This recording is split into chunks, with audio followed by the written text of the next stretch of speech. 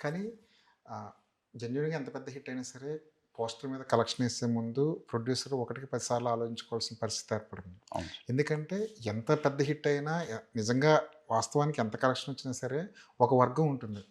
ఇది ఫేకు, ఇంత రాలేదు అని ఏదో మోడిఫై చేస్తున్నారు. ఏదో లేని లెక్కలు చూపిస్తున్నారు అన్నట్టు ఒక వర్గం ఎప్పుడు మాట్లాడుతుంటుంది. వాళ్ళకి మీరిచ్చే సమాధానం ఏంటి? సార్ మనం ఎంత బిజినెస్ చేశాము ఏంటనేది ప్రతి ఒక్కరికి ఓపెన్ మార్కెటే. అందరికి తెలుసు.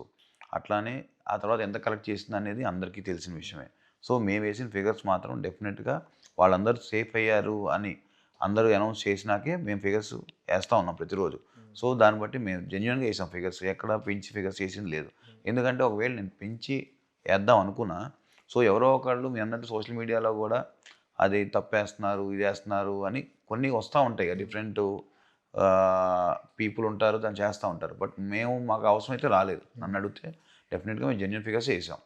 సంక్రాంతి సీజన్ అన్నది ఈ సినిమాకి ఎంతవరకు ప్లస్ అయిందంటారు? డెఫినిట్‌గా సార్. సంక్రాంతి సినిమా ఒకటి సీజన్ ఒకటి. ఇంకోటి అనిల్ గారి సినిమా అనేది మేము మొన్న టూర్‌కెళ్ళినప్పుడు గూడా జనమందరూ గూడా సంక్రాంతి అంటే అనిల్ గారి సినిమా ఉంటది.